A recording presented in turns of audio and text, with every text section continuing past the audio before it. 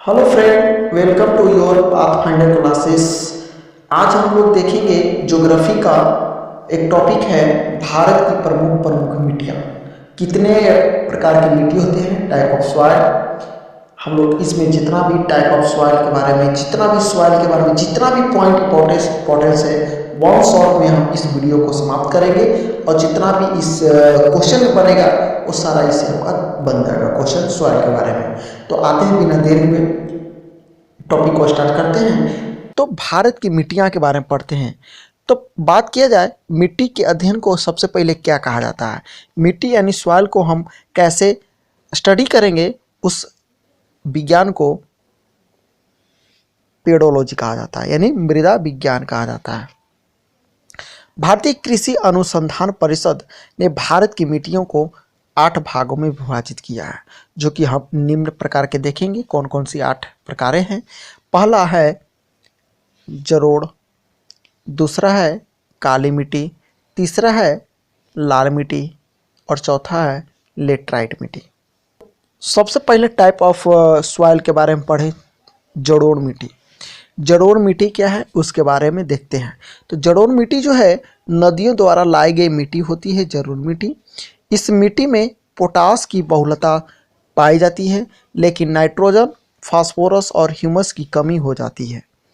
क्या होती है इसकी, अगर देखा जाए कि जलोढ़ मिट्टी में क्या क्या होती है, क्या क्या नहीं होती है, तो यह जो है जलोढ़ मिट्टी यह नदियों द्वारा बहाकर लाई जाती है।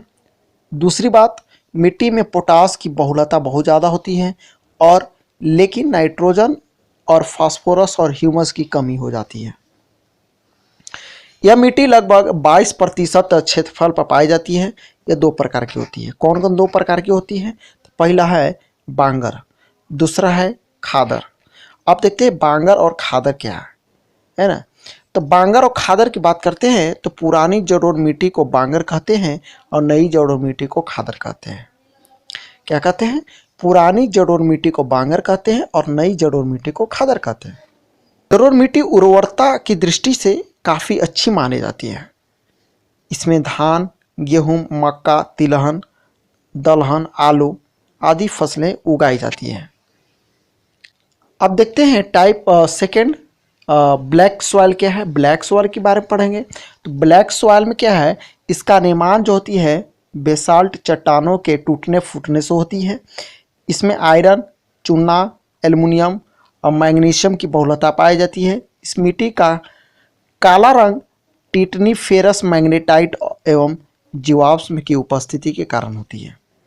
तो क्वेश्चन यहाँ से पूछ सकता है कि मिट्टी का काला रंग क्यों होती है, तो टिटेनी फेरस मैग्नेटाइट के कारण होती है। इस मिट्टी को हम अन्य नाम रेगुर मिट्टी के नाम से भी जाना जाता है। कपास की खेती के लिए सबसे सर्वाधिक उपयुक्त मिट्टी मानी जाती है रेगुर मिट्टी। इसे काली कपास की मिट्टी भी कहा जाता है।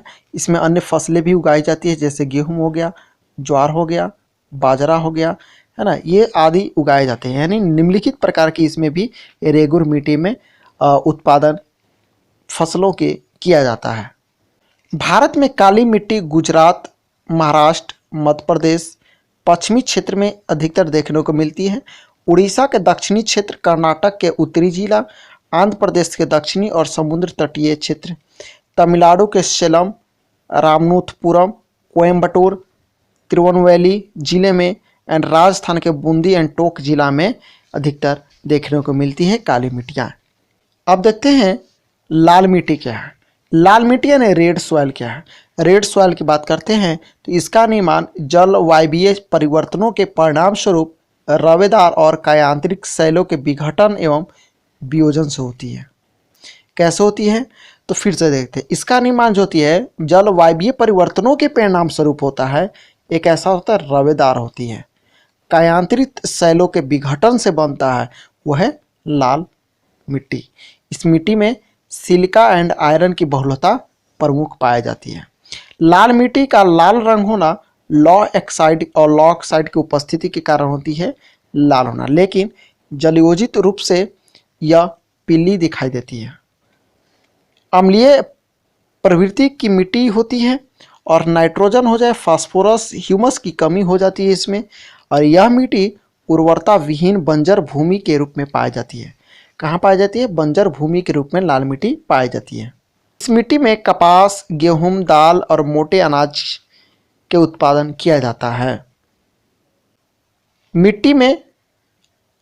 यह मिट्टी जो भारत में आंध्र प्रदेश, मध्य प्रदेश के पूर्वी भाग, छोटा नागपुर के पठारी क्षेत्र, पश्चिम बंगाल के उत्तर पश्चिम जिला, मेघालय की गारो, खासी, जयंतिया के पहाड़ क्षेत्र, नागालैंड, राजस्थान में अरावली पूर्वी क्षेत्र, महाराष्ट्र, तमिलनाडु और कर्नाटक कुछ भागों में लाल मिट्टी देखने को मिलती है।